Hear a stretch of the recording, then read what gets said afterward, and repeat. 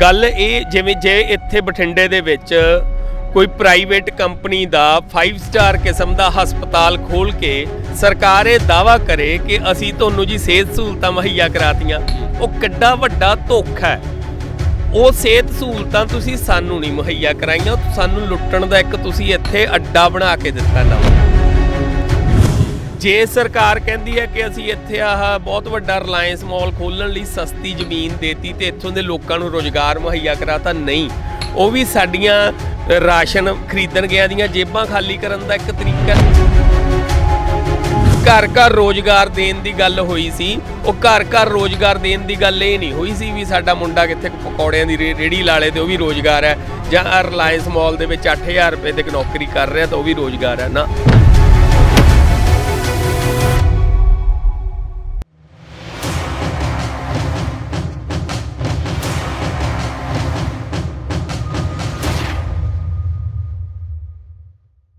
Windows TV देख रहे सारे ही दर्शकों का मैं गुरखपाल सिंह स्वागत करदा। पूरे पंजाब दे विच किसान जथेबंदियां वल्लों लगातार संघर्ष किया जा रहा है। लगातार जिहड़े ऑर्डीनेंस जिहड़े पास किए गए ने उन्हां दे विरोध दे विच किसान आ जिहड़े वख-वख थाई मोर्चे लगाए हुए ते नाल ही नाल बठिंडा जिले दे विच रिलायंस मॉल दे बाहर भी जिहड़ा नौजवानों वल्लों जिहड़ा इत्थे मोर्चा लगाया गया। इस मोर्चे के उपर साडे नाल मौजूद ने गुरप्रीत सिंह जी, इन्हां नाल गलबात करते हैं कि इस मोर्चे नूं किस तरह देखते हैं। गुरप्रीत जी पहला तो स्वागत है तुहाडा इंडोज़ टीवी आस्ट्रेलिया। बहुत बहुत शुक्रिया जी तुहाडा। सर इत्थे रिलायंस के बाहर आपां मोर्चा लगाया होया, इस नूं किस तरीके नाल देखदे हो कि इस दा किन्ना क जिहड़ी सੱਟ है वो कॉरपोरेट घराणिਆਂ ते वजनी है जां किस तरीके नाल उन्हां दा नुकसान है जां इस नूं किसानां दी गल सुणन दे विच जिहड़ी इहदी हामी भरी जानी।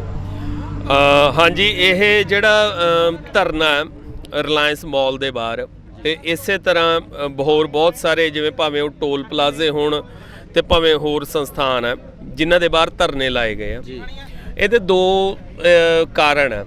एक तो इहदा साडा संकेतक रूप च असीं प्रदर्शन कर रहे हैं कि इन्हां कंपनियां दी सरकार नाल भाईवाली होण करके ये कानून बने हैं, ਤਾਂ ਅਸੀਂ ਸੰਕੇਤਕ ਰੂਪ 'ਚ ਉਹਨਾਂ ਦਾ ਵਿਰੋਧ ਕਰ ਰਹੇ ਹਾਂ। ਪਰ ਜਿਹੜਾ ਦੂਜਾ ਗੱਲ ਹੈ ਕਿ ਇਹਨਾਂ ਨੂੰ ਆਰਥਿਕ ਤੌਰ 'ਤੇ ਘਾਟਾ ਪੈਣਾ, ਉਸ ਨੂੰ ਲੈ ਕੇ ਕਈ ਲੋਕਾਂ ਦਾ ਖਦਸ਼ਾ ਹੈ। ਇੱਕ ਮੈਸੇਜ ਵੀ ਚੱਲ ਰਿਹਾ ਅੱਜ ਕੱਲ੍ਹ ਕਿ ਇਹਨਾਂ ਦੀਆਂ ਤਾਂ ਇੰਨੀਆਂ ਕੰਪਨੀਆਂ, ਇੰਨੇ ਕੁ ਘਾਟੇ ਨਾਲ ਇਹਨਾਂ ਨੂੰ ਕੁਝ ਨਹੀਂ ਹੋਣਾ। ਨਹੀਂ, ਇਹ ਥੋੜ੍ਹਾ ਵਹਿਮ ਹੈ ਇਸ ਗੱਲ 'ਚ। ਇਹਦੇ ਨਾਲ ਬਹੁਤ ਵੱਡਾ ਫਰਕ ਪਊਗਾ।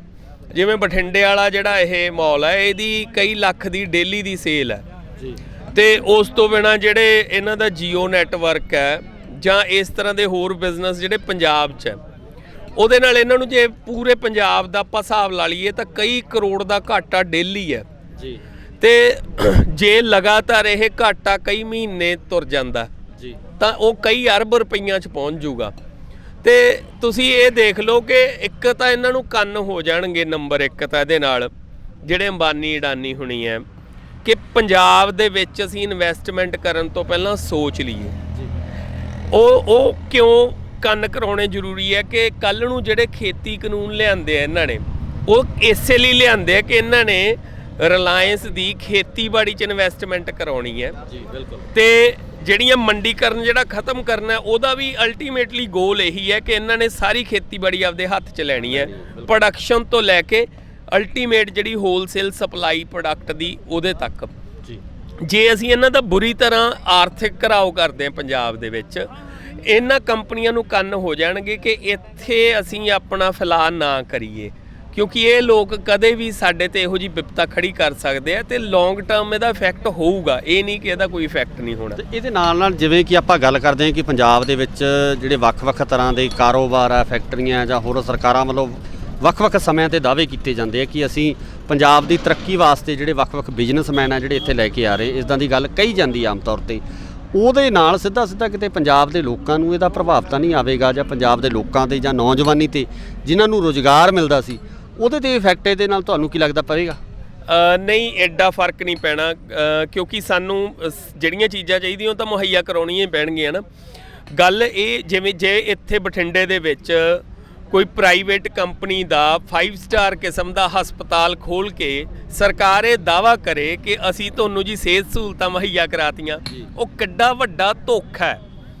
ਉਹ ਸਿਹਤ ਸਹੂਲਤਾਂ ਤੁਸੀਂ ਸਾਨੂੰ ਨਹੀਂ ਮੁਹੱਈਆ ਕਰਾਈਆਂ, ਸਾਨੂੰ ਲੁੱਟਣ ਦਾ ਇੱਕ ਤੁਸੀਂ ਇੱਥੇ ਅੱਡਾ ਬਣਾ ਕੇ ਦਿੱਤਾ ਨਵਾਂ ਜੀ। ਜੇ ਸਰਕਾਰ ਕਹਿੰਦੀ ਹੈ ਕਿ ਅਸੀਂ ਇੱਥੇ ਆਹ ਬਹੁਤ ਵੱਡਾ ਰਿਲਾਇੰਸ ਮਾਲ ਖੋਲ੍ਹਣ ਲਈ ਸਸਤੀ ਜ਼ਮੀਨ ਦੇਤੀ ਤੇ ਇੱਥੋਂ ਦੇ ਲੋਕਾਂ ਨੂੰ ਰੁਜ਼ਗਾਰ ਮੁਹੱਈਆ ਕਰਾਤਾ, ਨਹੀਂ, ਉਹ ਵੀ ਸਾਡੀਆਂ ਰਾਸ਼ਨ ਖਰੀਦਣ ਗਿਆ ਦੀਆਂ ਜੇਬਾਂ ਖਾਲੀ ਕਰਨ ਦਾ ਇੱਕ ਤਰੀਕਾ ਨੰਬਰ 1। ਨੰਬਰ 2, ਸਾਡੇ ਜਿਹੜੇ ਬੇਰੁਜ਼ਗਾਰ ਨੌਜਵਾਨ ਹੈ ਉਹਨਾਂ ਨੂੰ ਵੀ ਇੱਕ ਐਕਸਪਲੋਇਟ ਕਰਨ ਦਾ ਤਰੀਕਾ ਹੈ। ਜਿਹੜੇ ਬੱਚੇ ਨੂੰ ਤੁਸੀਂ ਮਿਨੀਮਮ ਵੇਜਸ ਹੈ, ਜਿਹੜੇ ਮਜ਼ਦੂਰ ਜਿਹੜਾ ਬੱਠਲ ਚੱਕਦਾ ਦਿਹਾੜੀਦਾਰ ਹੈ, ਉਹਦੇ ਮਿਨੀਮਮ ਵੇਜਸ ਕਿੰਨੇ ਹੈ?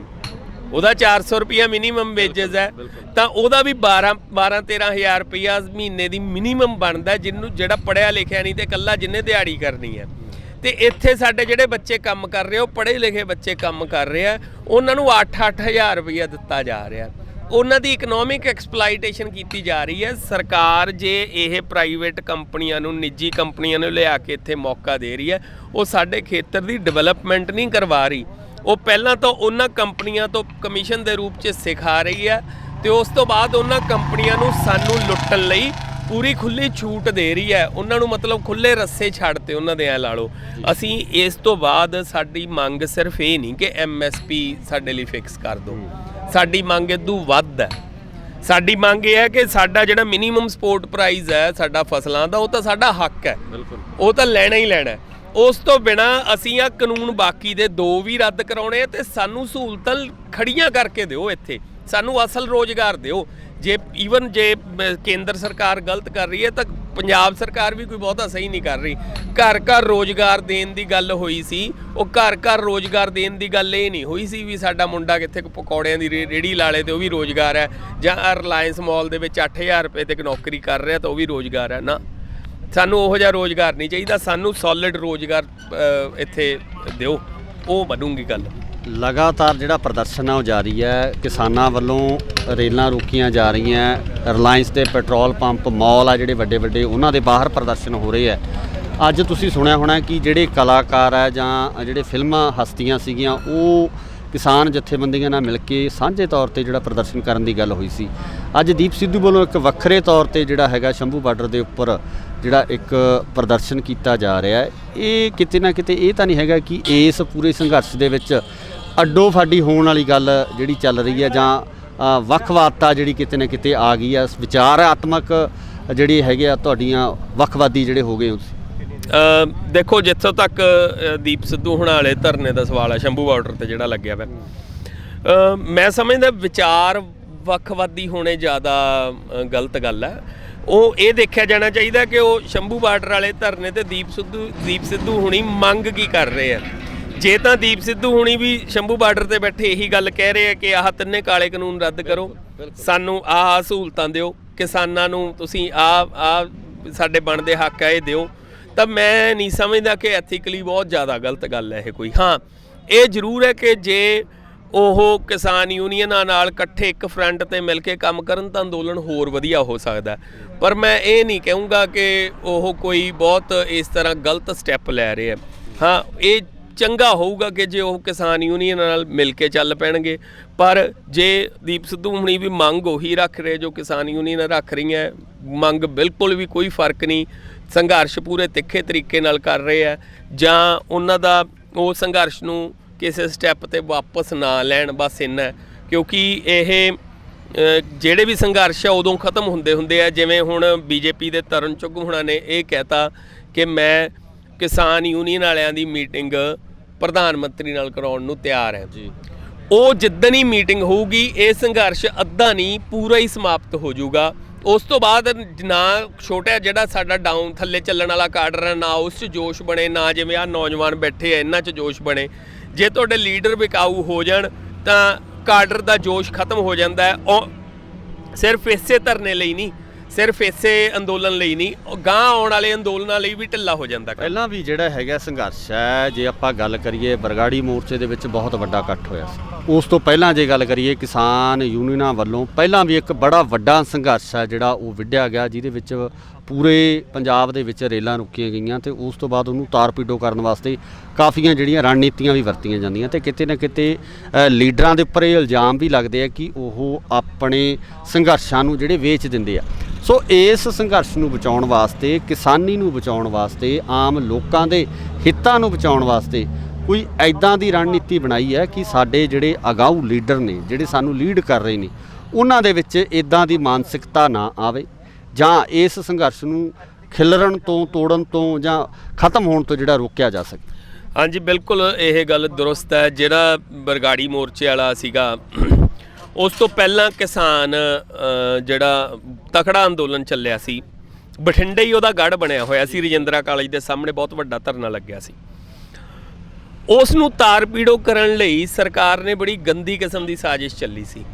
ਉਹ ਸੀ ਕਿ ਅਚਾਨਕ ਹੀ ਪੂਰੇ, ਤੁਸੀਂ ਕਹਿ ਲਓ ਪੰਜਾਬ ਦੇ ਵਿੱਚ ਅਚਾਨਕ ਗੁਰੂ ਗ੍ਰੰਥ ਸਾਹਿਬ ਦੇ ਅੰਗਾਂ ਦਾ ਅਪਮਾਨ ਹੋਣਾ ਸ਼ੁਰੂ ਹੋ ਜਾਂਦਾ। ਤਾਂ ਉਹ ਬੇਅਦਬੀਆਂ ਦਾ ਦੌਰ ਸੀ। ਉਹ ਐਗਜ਼ੈਕਟ ਉਸੇ ਸਮੇਂ ਕਿਉਂ ਸ਼ੁਰੂ ਹੋਇਆ? ਉਦੋਂ ਤਾਂ ਕੋਈ ਆ ਡੇਰੇ ਵਾਲਿਆਂ ਨਾਲ ਵੀ ਟਕਰਾਅ ਨਹੀਂ ਸੀ ਚੱਲ ਰਿਹਾ, ਕੋਈ ਆਪਸ 'ਚ ਧਾਰਮਿਕ ਹੋਰ ਦੋ ਵੱਡੇ ਧਰਮਾਂ ਦਾ ਆਪਸ 'ਚ ਕੋਈ ਟਕਰਾਅ ਨਹੀਂ ਸੀ ਚੱਲ ਰਿਹਾ। ਅਚਾਨਕ ਹੀ ਐ ਸ਼ੁਰੂ ਹੋ ਗਿਆ। ਉਹ ਸਾਰੇ ਦਾ ਸਾਰਾ ਕੰਮ ਕਿਸਾਨ ਜਿਹੜਾ ਅੰਦੋਲਨ ਸੀ ਉਹਨੂੰ ਤਾਰਪੀੜੋ ਕਰਨ ਲਈ ਹੀ ਸੀ ਤੇ ਉਹਨਾਂ ਨੇ ਕਰਤਾ ਤੇ ਉਹ ਅੱਜ ਵੀ ਚੱਲੂਗੀ। ਹੁਣ ਵੀ ਇਹ ਵਿੱਚ ਖਬਰਾਂ ਦੇਣ ਲੱਗ ਗਏ ਕਿ ਨਹੀਂ ਜੀ, ਇਸ ਸੰਘਰਸ਼ ਦੇ ਪਿੱਛੇ ਤਾਂ ਖਾਲਿਸਤਾਨੀ ਮੂਵਮੈਂਟ ਆ ਰਹੀ ਹੈ ਕਿਤੇ ਨਾ ਕਿਤੇ, ਜਾਂ ਇਸ ਸੰਘਰਸ਼ ਦੇ ਪਿੱਛੇ ਫਲਾਨੇ ਬੰਦੇ ਆ, ਇਸ ਸੰਘਰਸ਼ ਦੇ ਪਿੱਛੇ ਧਮਕੇ ਬੰਦੇ ਆ। ਉਹ ਸਾਰੀਆਂ ਗੱਲਾਂ ਲਿਆਈ ਤਾਂ ਰਹੇ ਹੈ ਤਾਂ ਕਿ ਇਸ ਸੰਘਰਸ਼ ਨੂੰ ਕਮਜ਼ੋਰ ਕੀਤਾ ਜਾ ਸਕੇ ਤੇ ਖਾਸ ਤੌਰ ਤੇ ਜਿਹੜਾ ਸ਼ਹਿਰੀ ਵਰਗ ਹੈ, ਜਿਹੜਾ ਵਪਾਰੀ ਵਰਗ ਹੈ, ਉਹ ਇਸ ਸੰਘਰਸ਼ 'ਚ ਨਾ ਜੁੜ ਸਕੇ। ਜਿੱਦਣ ਹੀ ਵਪਾਰੀ ਵਰਗ, ਕਰਮਚਾਰੀ ਵਰਗ, ਇਹ ਦੋਨੋਂ ਵਰਗ ਖੁੱਲ੍ਹ ਕੇ ਇਸ ਸੰਘਰਸ਼ 'ਚ ਜੁੜ ਜਾਣਗੇ, ਇਹ ਸੰਘਰਸ਼ ਹੋਰ ਤਿੱਖਾ ਹੋ ਜੂ ਤੇ ਸਰਕਾਰ ਨੂੰ ਗੋਡੇ ਟੇਕਣੇ ਪੈਣਗੇ। ਉਹ ਨਾ ਕਰ ਸਕਣ ਤਾਂ ਕਿ, ਕਿਉਂਕਿ ਵਪਾਰੀ ਵਰਗ ਹੈ ਉਹ ਸੰਘਰਸ਼ਾਂ ਵਾਲਾ ਵਰਗ ਨਹੀਂ ਰਿਹਾ ਬਹੁਤਾ। ਉਹਨੂੰ ਇਹ ਲੱਗਦਾ ਕਿ ਸਾਡਾ ਕੰਮ ਹੈ ਵਪਾਰ ਕਰਨਾ। ਪਰ ਸਿੱਧੇ ਤੌਰ ਤੇ ਦੇਖੀਏ ਤਾਂ ਵਪਾਰੀ ਵਰਗ ਨੂੰ ਇਹ ਸਮਝਣਾ ਪਊਗਾ ਕਿ ਇਹ ਕਾਨੂੰਨ ਸਿਰਫ ਕਿਸਾਨੀ ਲਈ ਨਹੀਂ, ਖਾਸ ਤੌਰ ਤੇ ਦੋ ਕਾਨੂੰਨ ਇਹਦੇ ਉਹ ਸਿੱਧੇ ਵਪਾਰੀ ਵਰਗ ਨਾਲ ਵੀ ਸੰਬੰਧਿਤ ਹੈ ਤੇ ਉਦੋਂ ਪਹਿਲਾਂ ਕਈ ਸਾਰੇ ਕਾਨੂੰਨ ਇਹਨਾਂ ਨੇ ਹੋਰ ਚੁੱਪ ਚਪੀਤੇ ਪਾਸ ਕਰਤੇ ਜਿਹੜੇ ਵਪਾਰੀ ਵਰਗ ਲਈ ਹੈ। ਉਸ ਤੋਂ ਪਹਿਲਾਂ GST ਜਿਹੜੀ ਲਿਆਂਦੀ ਜਾਂ ਨੋਟਬੰਦੀ ਸੀ, ਉਹ ਵੀ ਵਪਾਰੀ ਵਰਗ ਨੂੰ ਖਤਮ ਕਰਨ ਲਈ ਸੀ। ਇਹ ਮੰਨਣ ਨਾ ਮੰਨਣ, ਬਹੁਤ ਸਾਰੇ ਵਪਾਰੀ ਹੈ ਜਿਹੜੇ ਉਹਨਾਂ ਨੂੰ ਇਹ ਪਤਾ ਹੈ ਕਿ ਸਾਡਾ, ਉਹਨਾਂ ਨਾਲ ਤੁਸੀਂ ਗੱਲ ਕਰ ਲਓ, ਕਿਸੇ ਸ਼ਹਿਰ ਦੇ ਛੋਟੇ ਦੁਕਾਨਦਾਰ ਨਾਲ ਗੱਲ ਕਰ ਲਓ ਵੀ ਤੁਹਾਡਾ ਨੋਟਬੰਦੀ ਤੋਂ ਬਾਅਦ ਕੰਮ ਵਧਿਆ ਕਿ ਘਟਿਆ, ਉਹ ਕਹਿਣਗੇ ਜੀ ਘਟਿਆ। ਉਹਨਾਂ ਨੂੰ ਪੁੱਛ ਲਓ GST ਤੋਂ ਬਾਅਦ ਘਟਿਆ ਕਿ ਵਧਿਆ, ਕਹਿਣਗੇ ਜੀ ਘਟਿਆ, ਹੈ ਨਾ। ਹੁਣ ਉਹਨਾਂ ਨੂੰ ਕਵਾਂਗੇ ਆਹ ਜਿਹੜੇ ਮਾਲ ਵੱਡੇ ਵੱਡੇ ਆ ਗਏ, ਇਦੋਂ ਬਾਅਦ ਫਾਇਦਾ ਹੋਇਆ ਤੁਹਾਨੂੰ, ਕਹਿਣਗੇ ਨਹੀਂ। ਮੰਨਦੇ ਸਾਰੀ ਗੱਲ ਹੈ, ਪਰ ਉਹਨਾਂ ਨੂੰ ਇਹ ਲੱਗਦਾ ਕਿ ਇਹ ਕਿਸਾਨਾਂ ਦਾ ਕੰਮ ਹੈ, ਇਹ ਸਾਡਾ ਕੰਮ ਹੈ। ਉਹ ਜੇ ਤਾਂ ਕਿ ਕਿਸੇ ਨਾ ਕਿਸੇ ਸਟੇਜ 'ਤੇ ਹੁਣ ਉਹਨਾਂ ਦੇ ਦਿਮਾਗ 'ਚ ਇਹ ਨਾ ਆ ਜੇ ਕਿਤੇ ਕਿ ਅਸੀਂ ਵੀ ਇਹਨਾਂ ਨਾਲ ਜੁੜ ਜਾਈਏ, ਤਾਂ ਕਰਕੇ ਇਹਨੂੰ ਪਹਿਲਾਂ ਹੀ ਉਹੋ ਜਿਹੀਆਂ ਗੱਲਾਂ ਇਸ ਅੰਦੋਲਨ ਦੇ ਵਿੱਚ ਵਾੜਨ ਦੀ ਕੋਸ਼ਿਸ਼ ਕੀਤੀ ਜਾ ਰਹੀ ਹੈ ਕਿ ਇੱਕ ਖਾਸ ਧਰਮ ਦਾ ਸੰਘਰਸ਼ ਹੈ।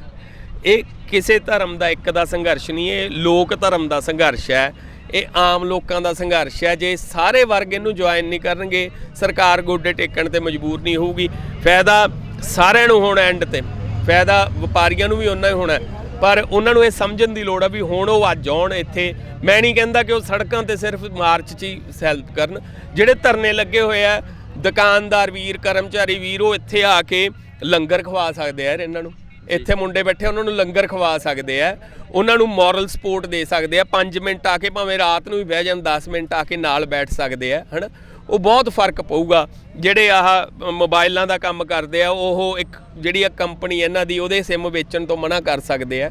ਦੂਜੇ ਲੋਕ ਆ ਉਹ ਇਹਨਾਂ ਦੇ ਜੀਓ ਐਪ ਵਰਤਣ ਤੋਂ ਮਨਾ ਕਰ ਸਕਦੇ ਆ, ਇਹਨਾਂ ਦੇ ਸਿਮ ਤੋੜ ਸਕਦੇ ਆ। ਲੋਕ ਘਰਾਂ 'ਚ ਜਿਹੜੇ ਟੰਬੇ ਇਹਨਾਂ ਦੇ ਲੱਗੇ ਆ ਟਾਵਰ, ਉਹ ਲਵਾ ਸਕਦੇ ਆ, ਭਈ ਅਸੀਂ ਤਾਂ ਨਹੀਂ ਇਹ ਲਵਾਉਣਾ, ਲਾਓ ਸਾਡਾ, ਹੈ ਨਾ। ਬਹੁਤ ਤਰੀਕੇ ਆ ਸੰਘਰਸ਼ 'ਚ ਹਿੱਸਾ ਲੈਣ ਦੇ। ਤੁਹਾਡੇ ਕਹਿਣ ਦਾ ਮਤਲਬ ਹੈ ਕਿ ਜਿਹੜੇ ਕਾਰਪੋਰੇਟ ਘਰਾਣਿਆਂ ਨੂੰ ਸਿੱਧੇ ਤੌਰ ਤੇ ਆਰਥਿਕ ਸੱਟ ਮਾਰ ਕੇ ਇਸ ਸੰਘਰਸ਼ ਨੂੰ ਕਾਮਯਾਬ ਕਰਨ ਦਾ ਜਿਹੜਾ ਰਾਹ ਤੁਹਾਨੂੰ ਕੀ ਲੱਗਦਾ, ਇਹ ਸੁਖਾਲਾ ਜਾਂ ਸਿੱਧੇ ਤੌਰ ਤੇ ਜਿਵੇਂ ਪੁਰਾਤਨ ਰਵਾਇਤਾਂ ਨਾਲ ਜਿਹੜੀਆਂ ਪਹਿਲਾਂ ਕਿਸਾਨ ਜਥੇਬੰਦੀਆਂ ਸੰਘਰਸ਼ ਲੜਦੀਆਂ ਆਈਆਂ, ਚਾਹੇ ਉਹ ਰੇਲ ਰੋਕਣ ਹੋਣ, ਚਾਹੇ ਉਹ ਸੜਕਾਂ ਨੂੰ ਰੋਕਣ ਦਾ ਹੋਵੇ ਜਾਂ ਆਵਾਜਾਈ ਬੰਦ ਕਰਨ ਦਾ ਹੋਵੇ, ਉਹਦੇ ਨਾਲੋਂ ਇੱਕ ਵੱਖਰੀ ਲੀਹ ਤੇ ਜਿਹੜਾ ਇਸ ਵਾਰ ਸੰਘਰਸ਼ ਚੱਲਦਾ ਨਜ਼ਰ ਆ ਰਿਹਾ। ਸੋ ਇਹ ਤੁਹਾਨੂੰ ਕੀ ਫਰਕ ਜਾਪਦਾ ਹੈ ਉਹ ਪਹਿਲਾਂ ਵਾਲੇ ਸੰਘਰਸ਼ ਦੇ ਵਿੱਚ ਤੇ ਅੱਜ ਜਿਹੜੇ ਰਾਹ ਆਪਾਂ ਅਪਣਾ ਰਹੇ? ਸੰਘਰਸ਼ ਤਾਂ ਦੇਖੋ ਜੀ ਸਖਾਲਾ ਹੁੰਦਾ ਹੀ ਨਹੀਂ। ਸਖਾਲਾ ਤਾਂ ਇਹ ਹੁੰਦਾ ਕਿ ਸੰਘਰਸ਼ ਨਾ ਕੀਤਾ ਜਾਵੇ। ਉਹ ਸਭ ਤੋਂ ਸੌਖਾ ਢੰਗ ਹੁੰਦਾ ਵੀ ਜਿਵੇਂ ਹਾਕਮ ਕਹਿ ਰਹੇ ਉਵੇਂ ਚੁੱਪਚਾਪ ਸਿਰ ਝੁਕਾ ਕੇ ਗੱਲ ਮੰਨ ਲਓ, ਸਭ ਤੋਂ ਸੌਖਾ ਢੰਗ ਹੁੰਦਾ। ਜੇ ਤੁਸੀਂ ਮਾਦਾ ਰੱਖਦੇ ਹੋ ਲੜਨ ਦਾ, ਬੋਲਣ ਦਾ, ਤਾਂ ਉਹਦਾ ਤਰੀਕਾ ਹੁੰਦਾ ਸੰਘਰਸ਼, ਤੇ ਸੰਘਰਸ਼ ਸਖਾਲਾ ਨਹੀਂ ਹੁੰਦਾ। ਠੀਕ ਹੈ ਜੀ, ਉਹ ਤਾਂ ਔਖਾ ਹੀ ਹੈ। ਹਾਂ, ਮੋਡ ਆਫ ਜਿਹੜਾ ਸਟਰਗਲ ਹੈ ਉਹ ਵੱਖਰਾ ਹੋ ਸਕਦਾ। ਉਹ ਵੱਖਰਾ ਕਿਵੇਂ ਹੋ ਸਕਦਾ? ਜਿਹੜੇ ਪਹਿਲਾਂ ਤਰੀਕੇ ਚੱਲਦੇ ਆਏ ਆ ਉਹ ਵੀ ਚੱਲਣੇ ਚਾਹੀਦੇ ਆ। ਹੁਣ ਰੇਲ ਰੋਕਣ ਦਾ, ਸੜਕਾਂ ਰੋਕਣ ਦਾ, ਉਹ ਤਾਂ ਚੱਲ ਹੀ ਰਹੇ ਆ, ਨਾਲ ਚੱਲਣੇ ਵੀ ਚਾਹੀਦੇ ਆ। ਅੱਜ ਤੋਂ 100 ਸਾਲ ਪਹਿਲਾਂ ਇਦਾਂ ਸੰਘਰਸ਼ ਨਹੀਂ ਸੀ ਹੁੰਦਾ, ਉਦੋਂ ਹੋਰ ਮੋੜ ਸੀ। ਉਦੋਂ 200 ਸਾਲ ਪਹਿਲਾਂ ਹੋਰ ਤਰੀਕਾ ਸੀ ਸੰਘਰਸ਼ ਦਾ। ਹੁਣ ਜੇ ਨਵੇਂ ਇਹਨਾਂ ਦੇ ਵਪਾਰਕ ਸੰਸਥਾਨ ਆ ਗਏ, ਇਹਨਾਂ ਦਾ ਬਾਈਕਾਟ ਦਾ ਨਵਾਂ ਤਰੀਕਾ। ਹੁਣ ਅੱਜ ਤੋਂ ਬਹੁਤ ਸਾਲ ਪਹਿਲਾਂ ਨੈਪੋਲੀਅਨ ਨੇ ਇੰਗਲੈਂਡ ਦੀ, ਕਿਉਂਕਿ ਇੰਗਲੈਂਡ ਨਾਲ ਯੂਰਪ ਦਾ ਰੌਲਾ ਸੀ, ਤਾਂ ਉਹਨਾਂ ਨੇ, ਕਿਉਂਕਿ ਇੰਗਲੈਂਡ ਦੀ ਤਰੱਕੀ ਦਾ ਕਾਰਨ ਹੀ ਇਹ ਸੀ ਕਿ ਉਹਨਾਂ ਕੋਲ ਇੰਡਸਟਰੀਅਲ ਰੈਵੋਲੂਸ਼ਨ ਆਇਆ ਹੋਇਆ ਸੀ ਤੇ ਪੈਸੇ ਬਹੁਤ ਆ ਰਹੇ ਸੀ, ਤਾਂ ਉਹਨੇ ਉਹਨਾਂ ਦੀ ਆਰਥਿਕ ਘੇਰਾਬੰਦੀ ਵੀ ਕਰਨ ਦੀ ਕੋਸ਼ਿਸ਼ ਕੀਤੀ ਸੀ। ਨੋ ਡਾਊਟ ਕਿ ਉਦੋਂ ਸਕਸੈਸਫੁਲ ਨਹੀਂ ਸੀ ਹੋਇਆ, ਪਰ ਇਹ ਬਹੁਤ ਪੁਰਾਣਾ ਤਰੀਕਾ ਹੈਗਾ ਸੰਘਰਸ਼ ਦਾ, ਆਰਥਿਕ ਘੇਰਾਬੰਦੀ ਕਰਨਾ। ਇਹ ਤਰੀਕਾ ਅੱਜ ਹੀ ਨਹੀਂ ਵਰਤਿਆ ਗਿਆ। ਇਹ ਤਰੀਕਾ ਜਦੋਂ ਆਜ਼ਾਦੀ ਦੀ ਲੜਾਈ ਚੱਲ ਰਹੀ ਸੀ ਉਦੋਂ ਵੀ ਵਰਤਿਆ ਗਿਆ। ਵਿਦੇਸ਼ੀ ਸਮਾਨ ਨੂੰ ਸਾੜਦੇ ਸੀਗੇ, ਬਾਈਕਾਟ ਕਰਦੇ ਸੀ, ਕੱਪੜੇ, ਵਿਦੇਸ਼ੀ ਕੱਪੜਿਆਂ ਦੀ ਲੋਹੜੀ ਚਲਾਉਂਦੇ ਸੀਗੇ, ਘੜੀਆਂ, ਕੱਪੜੇ ਉਹ ਲਾ ਕੇ ਲੋਕਾਂ ਦੇ ਸਾਹਮਣੇ ਉਹਨੂੰ ਅੱਗ 'ਚ ਸੁੱਟਦੇ ਸੀ। ਫਿਰ ਅੱਜ ਅਸੀਂ ਜੀਓ ਦਾ ਸਿਮ ਕੱਢ ਕੇ ਤੋੜ ਕੇ ਸੁੱਟ ਸਕਦੇ ਹਾਂ। ਅਸੀਂ ਅੱਜ ਉਹਨਾਂ ਦੇ ਖੰਭੇ ਲਾਉਣ ਨੂੰ ਕਹਿ ਰਹੇ ਹਾਂ। ਇੱਕੋ ਗੱਲ ਹੀ ਹੈ, ਸੰਘਰਸ਼ ਤਾਂ ਉਹੀ ਹੈ। ਅਸੀਂ ਬਾਈਕਾਟ ਉਵੇਂ ਕਰ ਰਹੇ ਹਾਂ ਜਿਵੇਂ ਅੱਜ ਤੋਂ ਬਹੁਤ ਸਾਲ ਪਹਿਲਾਂ ਹੁੰਦਾ ਹੈ। ਕੀ ਇਸ ਸੰਘਰਸ਼ ਦੇ ਵਿੱਚ ਤੁਹਾਨੂੰ ਕਿਸ ਤਰ੍ਹਾਂ ਲੱਗਦਾ ਹੈ ਕਿ ਜਿਹੜਾ ਆਉਣ ਵਾਲੇ ਸਮੇਂ ਦੇ ਵਿੱਚ ਕਿੰਨੀ ਕੁ ਕਾਮਯਾਬੀ ਦੇ ਤੁਸੀਂ ਚਾਂਸਸ ਮੰਨਦੇ ਹੋ, ਜਾਂ ਤੁਹਾਨੂੰ ਲੱਗਦਾ ਹੈ ਕਿ ਸੌਖੇ ਤਰੀਕੇ ਨਾਲ ਹੀ ਇਹਨਾਂ ਬਿੱਲਾਂ ਨੂੰ ਸਰਕਾਰ ਵਾਪਸ ਲੈ ਲੂਗੀ? ਕਿਉਂਕਿ ਸਰਕਾਰ ਪਹਿਲਾਂ ਵੱਡੀਆਂ ਕਾਮਯਾਬੀਆਂ ਦੇ ਝੰਡੇ ਗੱਡ ਚੁੱਕੀ ਹੈ, ਚਾਹੇ ਉਹ ਜੰਮੂ ਕਸ਼ਮੀਰ ਦੇ ਵਿੱਚ 370 ਧਾਰਾ ਹੋਵੇ, ਚਾਹੇ ਉਹ ਜਿਹੜਾ ਸਾਡੇ ਨਾਗਰਿਕਤਾ ਦਾ ਕਾਨੂੰਨ ਹੈ ਉਹਦੇ ਵਿੱਚ ਸੋਧ ਕਰਨ ਦਾ ਜਿਹੜਾ ਇਹਨਾਂ ਨੇ ਕਾਨੂੰਨ ਪਾਸ ਕੀਤਾ, ਚਾਹੇ ਉਹਦੀ ਗੱਲ ਹੋਵੇ। ਬੜੇ ਵੱਡੇ ਸੰਘਰਸ਼ ਉਦੋਂ ਵੀ ਲੜੇ ਗਏ, ਬੜੀਆਂ ਵੱਡੀਆਂ ਮੂਵਮੈਂਟਸ ਉਦੋਂ ਬਣੀਆਂ, ਤੇ ਕਿਤੇ ਨਾ ਕਿਤੇ ਜਿਹੜੇ ਕੇਂਦਰ ਸਰਕਾਰ ਆ ਉਹ ਇਹਨਾਂ ਬਿੱਲਾਂ ਨੂੰ ਪਾਸ ਕਰਕੇ ਆਪਣੇ ਅੜੀਅਲ ਰਵੱਈਏ ਕਰਕੇ ਜਿਹੜਾ ਹੈਗਾ ਉਹ ਆਪਦੇ ਆਪ ਨੂੰ ਸਟੈਂਡ ਕਰਦੀ ਨਜ਼ਰ ਆ ਰਹੀ ਹੈ। ਸੋ ਇਸ ਸੰਘਰਸ਼ ਨੂੰ ਕਿਵੇਂ ਦੇਖਦੇ ਹੋ ਉਹਨਾਂ ਦੇ ਮੁਕਾਬਲੇ? ਇਹ ਜਿਹੜੇ ਦੋਨੇ ਸੰਘਰਸ਼ ਚੱਲੇ, NPR ਵਾਲਾ ਜਿਹੜਾ ਸਾਡਾ ਇੱਕ ਪੂਰਾ ਨਾਗਰਿਕਤਾ ਨੂੰ ਲੈ ਕੇ ਕਾਨੂੰਨ ਬਣਾਇਆ, ਨੰਬਰ 2 ਜਿਹੜਾ ਅਸੀਂ ਇਹਨਾਂ ਨੇ ਕਸ਼ਮੀਰ ਦਾ ਮੁੱਦਾ ਚੱਕਿਆ, ਉਹਨੂੰ UT ਬਣਾਤਾ, ਜੰਮੂ ਕਸ਼ਮੀਰ ਨੂੰ ਅਲੱਗ ਤੇ ਲੇਹ ਲਦਾਖ ਨੂੰ ਅਲੱਗ UT ਬਣਾਤਾ। ਇਹਨਾਂ ਦੋਨੇ ਮਸਲਿਆਂ 'ਚ ਕੀ ਸੀ ਕਿ ਉਹਨਾਂ ਨੇ ਇੱਕ ਖਾਸ ਧਰਮ ਨੂੰ ਟਾਰਗੇਟ ਕੀਤਾ ਜੀ, ਤੇ ਉਹਨਾਂ ਨੇ ਜਾਣ-ਬੁੱਝ ਕੇ ਉਹਦੇ ਵਿੱਚ ਕਿਹਾ ਕਿ ਇਸ ਤੋਂ ਸਿੱਖ, ਬੌਧੀ, ਜੈਨ ਇਹ ਬਾਹਰ, ਇਸ ਕਾਨੂੰਨ ਦੇ ਦਾਇਰੇ ਤੋਂ ਬਾਹਰ ਰਹਿਣਗੇ, ਸਿਰਫ ਇੱਕ ਧਰਮ ਉਸ 'ਚ ਟਾਰਗੇਟ ਰਹੂ। ਉਹਨਾਂ ਨੇ ਬੜੀ ਪੋਲਰਾਈਜੇਸ਼ਨ ਦੀ ਨੀਤੀ ਖੇਡੀ। ਉਹਨਾਂ ਦੀ ਪੋਲਰਾਈਜੇਸ਼ਨ ਨੀਤੀ ਖੇਡਣ ਦੇ ਬਾਵਜੂਦ ਵੀ ਖਾਸ ਤੌਰ ਤੇ ਵਿਦਿਆਰਥੀ ਵਰਗ ਇਸ ਦੇ ਬਹੁਤ ਖੁੱਲ੍ਹ ਕੇ ਡਟ ਕੇ ਵਿਰੋਧ 'ਚ ਆਇਆ, ਜਿਹਦਾ ਉਹਨਾਂ ਨੂੰ ਬਹੁਤ ਬੁਰੀ ਤਰ੍ਹਾਂ ਕੁਚਲਿਆ ਵੀ ਗਿਆ। ਉਹਨਾਂ ਨੂੰ ਦਮਨ ਦਾ ਵੀ ਸਾਹਮਣਾ ਕਰਨਾ ਪਿਆ। JNU ਦੇ ਵਿੱਚ ਸਟੂਡੈਂਟਸ ਨੂੰ ਬਹੁਤ ਬੁਰੀ ਤਰ੍ਹਾਂ ਕੁੱਟਿਆ, ਮਾਰਿਆ, ਉਹਨਾਂ ਨੂੰ ਬਰਖਾਸਤ ਕੀਤਾ, ਪੜ੍ਹਾਈ ਉਹਨਾਂ ਦੀ ਖ਼ਤਮ ਕੀਤੀ। ਪਰ ਇਹ ਵਾਲਾ ਜਿਹੜਾ ਸੰਘਰਸ਼ ਹੈ ਇਹ ਸਿਰਫ ਇੱਕ ਖਾਸ ਧਰਮ ਨੂੰ ਟਾਰਗੇਟ ਨਹੀਂ, ਉਹ ਬਣਾ ਉਵੇਂ ਹੀ ਰਿਹਾ ਹਜੇ ਵੀ। ਪਰ ਜਿਹੜਾ ਹਰਿਆਣੇ ਦੇ ਜਿਵੇਂ ਕਿਸਾਨ ਜੁੜ ਗਏ ਇਹਦੇ ਨਾਲ, ਬਹੁਤ ਸਾਰੀ ਤਮਿਲਨਾਡੂ, ਬਹੁਤ ਸਾਰੀ ਹੋਰ ਥਾਵਾਂ ਦੇ ਕਿਸਾਨ ਜੁੜ ਰਹੇ ਆ। ਫਿਰ ਕਿਸਾਨਾਂ ਤੋਂ ਪਹਿਲਾਂ ਕਰਮਚਾਰੀ ਵਰਗ, ਕਿਉਂਕਿ ਉਹ ਵੀ ਆਲਰੇਡੀ ਜਿਵੇਂ ਦੇਖੋ 60,000 ਮੁਲਾਜ਼ਮ ਇਕੱਲਾ BSNL ਦਾ ਕੱਢਤਾ, ਠੀਕ ਹੈ। 에ਅਰ ਇੰਡੀਆ ਦੇ ਕਿੰਨੇ ਮੁਲਾਜ਼ਮ ਕੱਢੇ। ਉਸ ਤੋਂ ਬਿਨਾਂ LIC ਪ੍ਰਾਈਵੇਟ ਕਰਤੀ, ਜਿਹੜੀ ਕਿ ਕਮਾਊ ਪੁੱਤ ਸੀ LIC ਇਹਨਾਂ ਦਾ। ਐ ਲਾ ਲਓ ਕੁਛ ਰੁਪਈਆਂ ਨਾਲ ਸ਼ੁਰੂ ਹੋਈ LIC ਕਈ 100 ਗੁਣਾ ਇਹਨਾਂ ਨੂੰ ਵੱਧ ਪ੍ਰੋਫਿਟ ਦੇ ਚੁੱਕੀ ਸੀ। LIC ਨੂੰ ਪ੍ਰਾਈਵੇਟ ਕਰਨ ਦੀ ਕੀ ਲੋੜ ਪੈ ਗਈ ਸੀ? LIC ਪ੍ਰਾਈਵੇਟ ਕੀਤੀ।